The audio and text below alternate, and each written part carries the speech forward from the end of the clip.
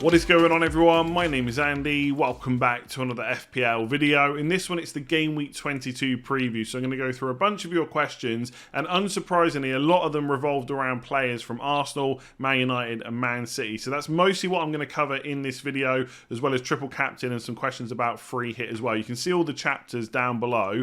I know there's going to be a bunch of other stuff to cover before the deadline. So blank Game Week 25 will be confirmed once Man United have played Nottingham Forest in the second leg of the Carabao Cup semi-final. There's also lots of new signings that were made in the January transfer window, so we're waiting for prices on them. I'm sure there'll be questions about that too. So what I'm going to do is do preview today with that stuff I just mentioned, team selection tomorrow, and then I'll do final thoughts on the morning of Friday before the deadline, covering any other questions that you've got. So don't panic if I don't cover it in this one. I'll try and cover it in final thoughts on Friday. But if you enjoyed this video and find it useful, give it a like, hit that subscribe button, and let's jump into it. So let's start off with the triple captain question. If you had your triple captain chip left, would you play it on Rashford? So I think at this point, most people are either looking to use it on Rashford this week, maybe some of you looking at Fernandes as well, or Haaland in Game Week 23. Now, I did briefly mention triple captain in yesterday's video. If I still had it left, I probably would use it in 22 or 23, because that would free you up to use your other chips in the other double game weeks that we'll have later on this season. There is a possibility that later on, there is a double game week with a better set of fixtures than, say, Man United have right now, but there's no guarantee that you won't want to use a different chip that week, right? Where it might be better to use your free hit or your bench boost or your wild card or something like that, because you can't use two chips in one game week, right? So that's one thing. It may be that there's a better double game week later on, but for a team you don't really want to triple captain a player from, or even if there was, say Spurs get a really nice double and you think, great, I'll save it for Kane. What if Kane is injured, right? So there's all those things to think about. If you want to save it, there is absolutely no harm in doing that, especially if you want to go a little bit different. But for me, I would probably play it this week. So let's come back to the question, would I put it on Rashford? I will say straight away, and this isn't a cop-out, this isn't me trying to sit on the fence, it is very close. And if Haaland, Rashford or Fernandes even, let's just say Rashford and Haaland for a second, because I think they're the main two players people are looking at. If one of them outscored the other by like 15 plus points, that would just be harsh if you got it wrong, because it is much closer than that. So the numbers I've got here are nice and simple, right? It's expected goals and expected assists for the players per 90 minutes. And then for the teams, it's expected goals conceded per 90 minutes. I know there's other things you can take into account, like Fernandes without Ronaldo, now Fernandes without Eriksen, how do they perform? But they're obviously much smaller sample sizes, so I'm just going to keep it simple. As we can see, Rashford, higher goal threat, Fernandes, more likely to get you an assist, right? And less likely to get you a goal, even though obviously he scored a couple of times recently. For what it's worth, between those two, I would go Rashford.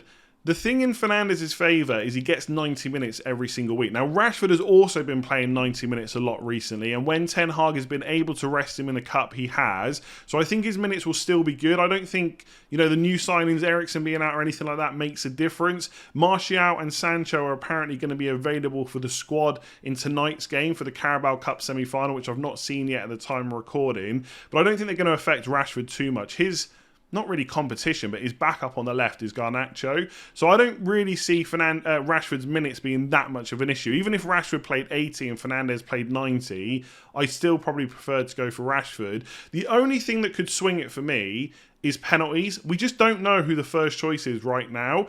My money is on Fernandes, because I think the one that Martial took against Man City, he won. The one he gave to Rashford, I think, was in a cup game.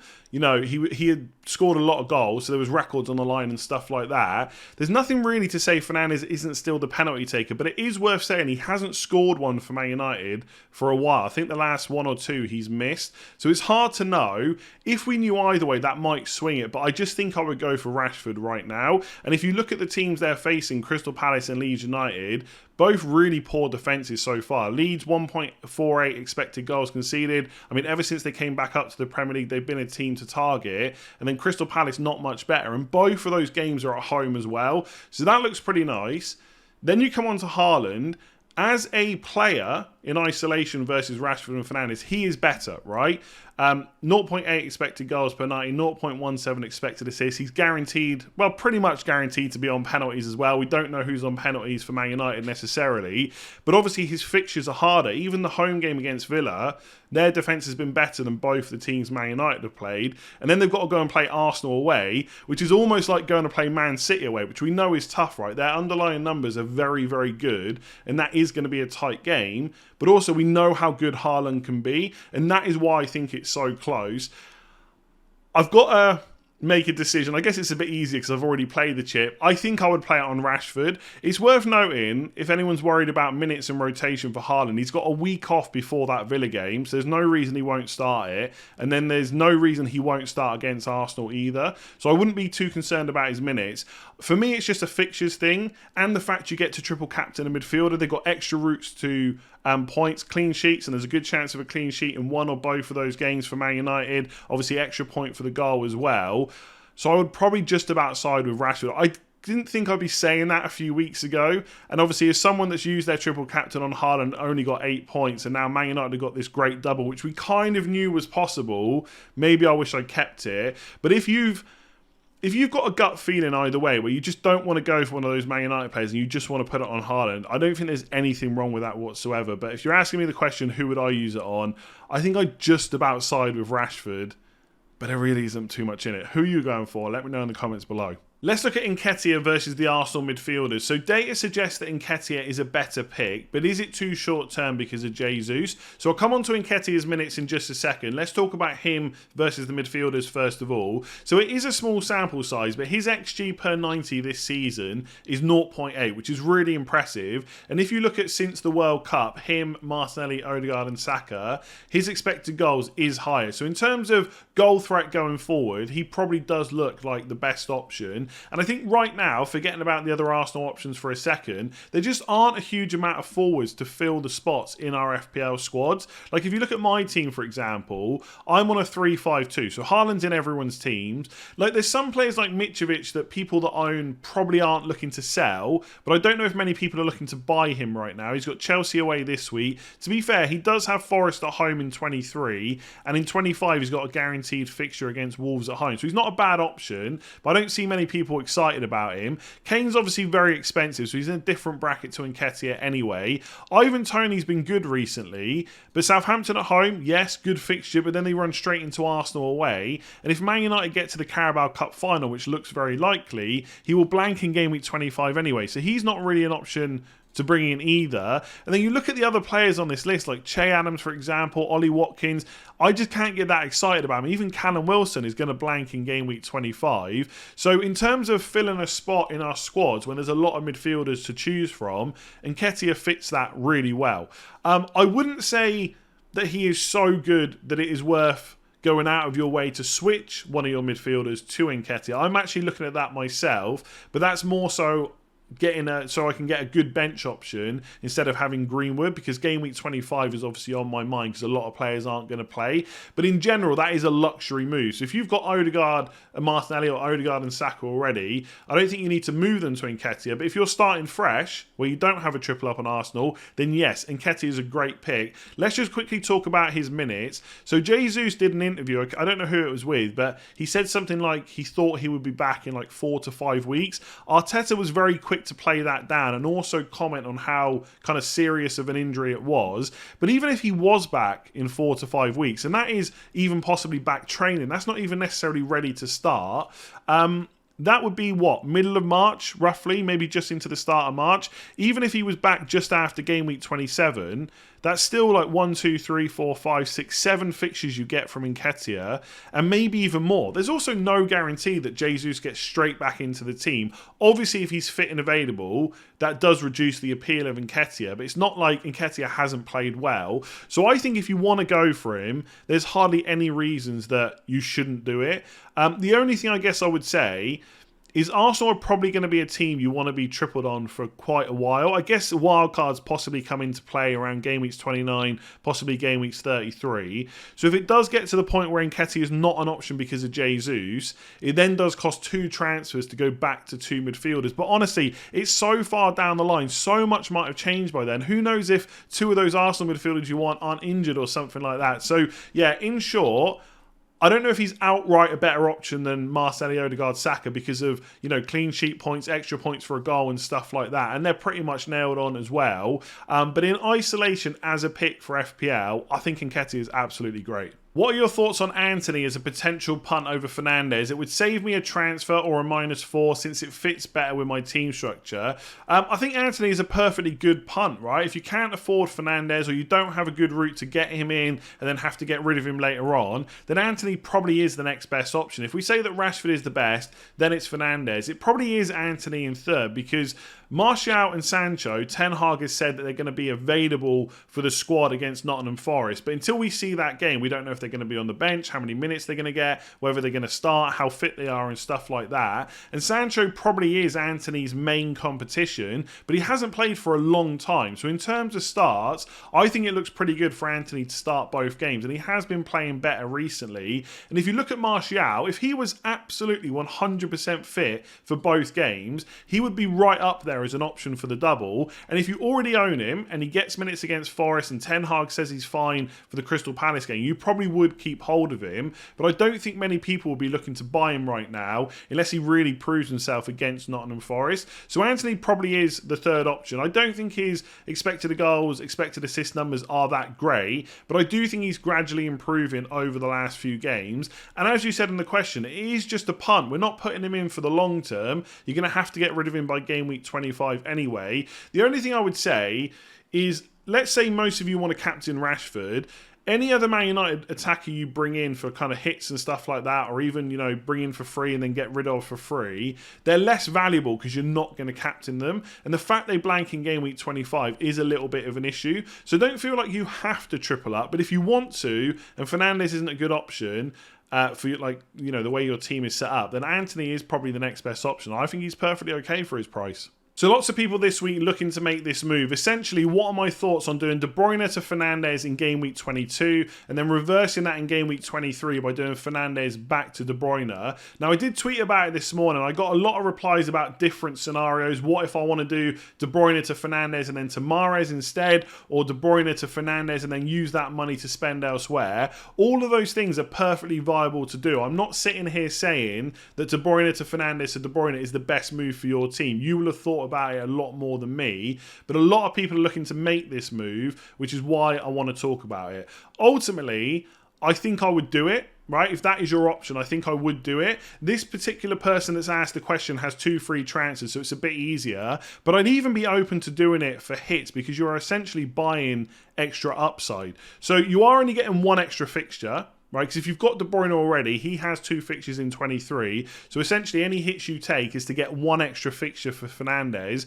But you're also getting a better fixture than Man City have this week. So they've got Spurs away, which is fairly tough. I know they've just put 4 goals against Spurs in the home fixture. They could do that again, but it is going to be tougher going away from home. So instead of Spurs away, you get Crystal Palace at home and you get Leeds at home as well. I just think that is worth the risk. I will say that because captaincy is not involved, like most people are going to captain Rashford in 22 and Harden in 23, it gets a bit harder to justify a -4 or a -8, but I would still be very tempted to do it because of the fixtures that Fernandes has. And even if you got to 23 and you decided you didn't want to reverse the move, well, Fernandes has Leeds away and then Leicester at home in 24. You will have to deal with him by game week 25 because of the blank, either benching him that week or selling him.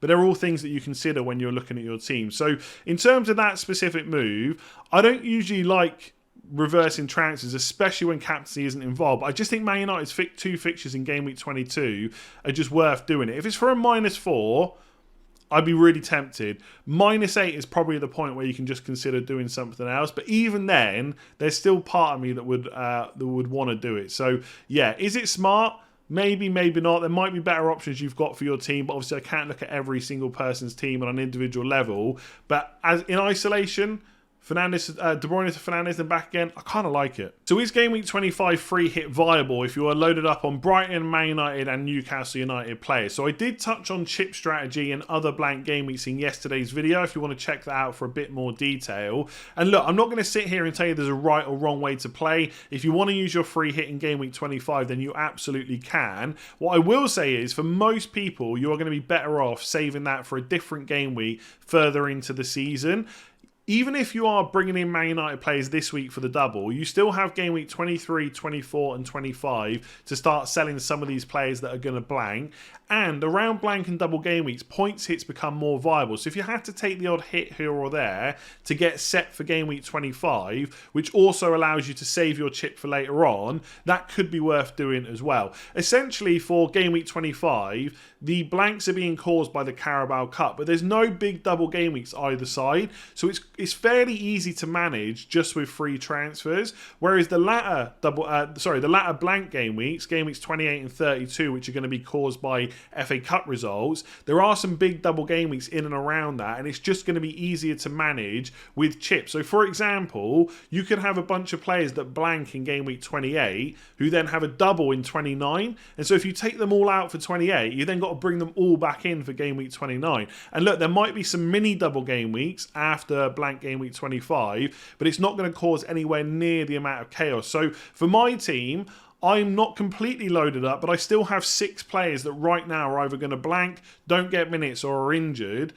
And I've got to deal with them by 25, but I am in no way whatsoever looking at using my free hit. Unless things change, unless a bunch of fixtures start getting added in, and we've got to adapt how we're going to play, there's just no way I'm going to use it in 25. So is it viable? Of course, any blank game week can be viable to use a free hit, but I think you'll be better off using it later on. Okay, so quite a long question, this one. I have 2 free transfers, but only own Zinchenko and Haaland for the double game weeks. Should managers in my position prioritise Arsenal attackers, or should we go for Bruno? I have Martial, but he's never fit. If so, which Arsenal attacking duo should I go for? So let's answer this one by one. I do think that Arsenal are one of the biggest priorities right now in FPL for lots of reasons that I've spoken about this week. They've got the double in 23, they'll play in 25, they'll also play in 28. There's an outside chance that they get a double game week in game week 25 as well. They're top of the league, they're scoring loads of goals, their defence is brilliant, and they're all round just really good value picks. So triple Arsenal for me is probably the priority for most people.